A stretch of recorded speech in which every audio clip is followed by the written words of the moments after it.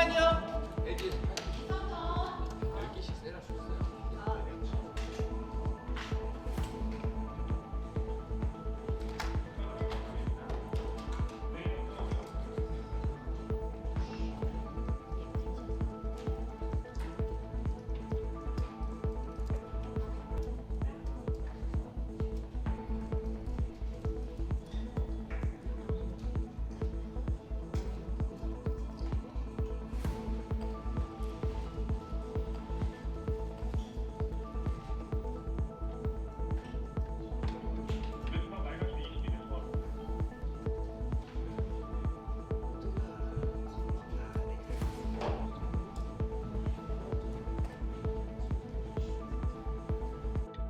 Well, I think a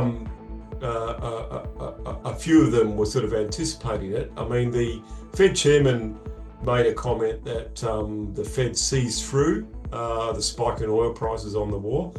Now, that's fine if it's a short-term conflict, but if it's a long-term one, it's sort of kind of hard to see through them. I think the Australian historian Geoffrey Blaney wrote the Causes of War, and everyone who starts a war think it's going to be quick, home by Christmas, but they never say which Christmas. So, if it drags on, then that's quite a different, capacity of the Fed to see through.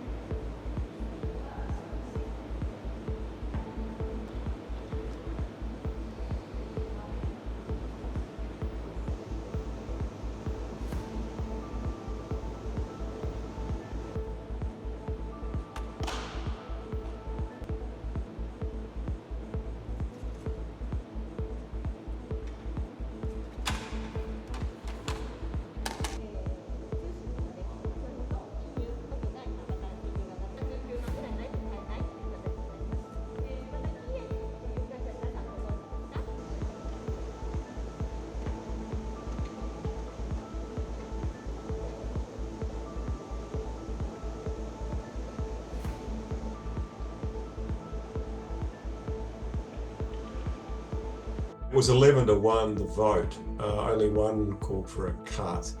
I do understand from the statement that the chairman put out that there was inflationary pressures in wholesale prices just before the war. So there was inflationary pressures, but probably not the extent to which we're facing in Australia.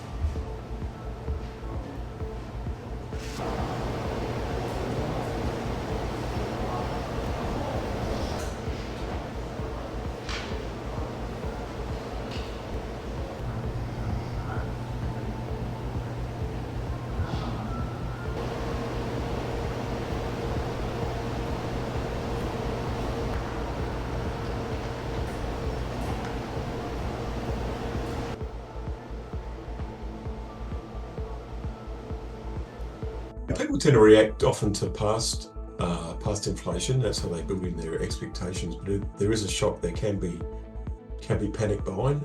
We saw that sort of during COVID, where I think there was a spike in toilet paper prices, but that settled down after a while.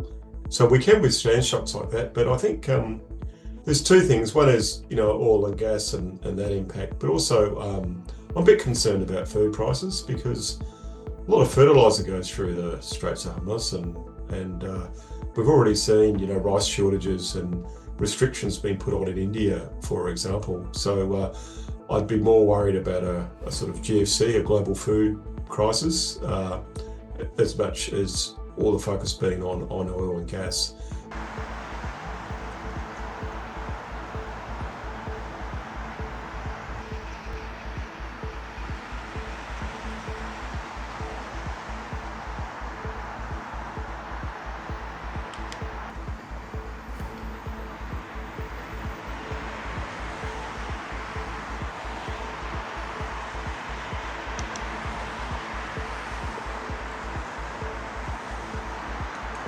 Yes, it seems that, I mean, the economy is reasonably robust, notwithstanding some of the inflationary pressures.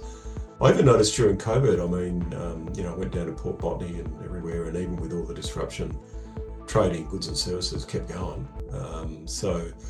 I think to some extent we're not in that territory yet, and I don't think we're at a risk of stagflation because we don't have those wage price pressures that we used to have in the 70s. So hopefully we'll avoid the S and the R, but yeah, it's pretty tough times, at least in the short run.